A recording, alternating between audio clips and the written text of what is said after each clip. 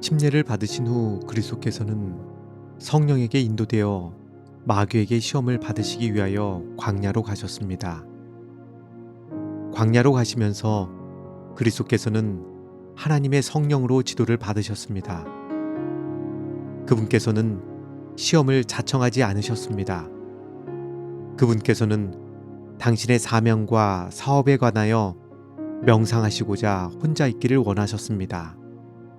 기도와 금식으로써 그분께서는 당신이 걸어가야 할 피 묻은 길을 스스로 개척해 가야 하셨습니다. 그러나 사단은 구주께서 어디로 가셨다는 것을 알았으므로 그분을 시험하기 위하여 그곳으로 갔습니다.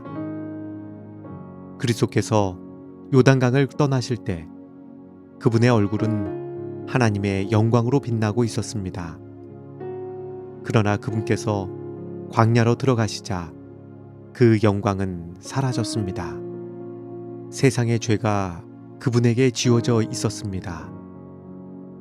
그러므로 그분의 얼굴은 사람이 결코 느껴보지 못했던 그런 종류의 슬픔과 번민을 나타내었습니다. 그분께서는 죄인들을 위하여 고난을 받고 계셨습니다. 아담과 하와는 에덴 동산에서 금지된 실과를 먹음으로 하나님께 불순종하였습니다. 그들의 불순종은 세상에 죄와 슬픔과 죽음을 가져왔습니다. 그리스도께서는 순종의 본을 주시고자 오셨습니다. 광야에서 40일 동안 금식하신 후에도 그분께서는 음식을 얻고자 하지도 않으셨습니다. 그리고 아버지의 뜻에서 떠나고자 하지도 않으셨습니다. 우리의 첫 조상을 넘어뜨린 시험 중에 하나는 식욕에 빠지는 시험이었습니다. 그처럼 긴 금식을 통하여 그리스도께서는 식욕을 제어할 수 있다는 사실을 보여주셔야 했습니다. 사단은 사람들을 방종하도록 유혹합니다.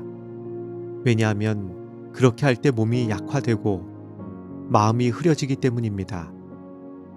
그러함으로 그는 사람들을 더욱 쉽게 기만하고 멸망시킬 수 있다는 것을 알고 있습니다. 그러나 그리스도의 모본은 모든 그릇된 욕망은 극복되어야 한다는 것을 가르쳐 줍니다. 우리의 식욕이 우리를 다스릴 것이 아니고 우리가 그것을 다스려야 합니다. 사단이 처음에 그리스도께 나타났을 때 그는 빛의 천사처럼 보였습니다. 그는 하늘에서 온 사자라고 주장하였습니다. 그는 예수님께서 그처럼 고난을 당하시는 것이 그분의 아버지의 뜻이 아니라는 것을 말하였습니다. 그러나 그분께서는 다만 자원하여 고난을 당하신다는 것을 보여주셔야 했습니다. 예수님께서 배고픔으로 극심한 고통을 당하고 있을 때 사단은 내가 만일 하나님의 아들이어든 명하여 이 돌들이 떡덩이가 되게 하라고 말하였습니다. 구주께서는 우리에게 본을 보여주시기 위하여 오셨으므로 그분께서는 우리가 당해야 하는 것과 똑같은 고난을 당하셔야 합니다. 그분께서는 당신 자신의 유익을 위하여 이적을 행해서는 안 되었습니다. 그분의 이적은 모두 다른 사람들의 유익을 위한 것이어야 합니다. 사단의 요구에 대하여 그분께서는 기록하였으되 사람이 떡으로만 살 것이 아니요 하나님의 입으로 나오는 모든 말씀으로 살 것이라고 대답하셨습니다. 그리하여 그분께서는 우리 자신을 음식물을 공급하는 것보다 하나님의 말씀을 순종하는 것이 훨씬 더 중요하다는 것을 보여주셨습니다. 하나님의 말씀을 순종하는 사람들은 현실 생애를 위하여 필요한 모든 것에 대한 약속을 가지고 있음과 동시에 미래의 생애에 대한 약속을 가지고 있습니다.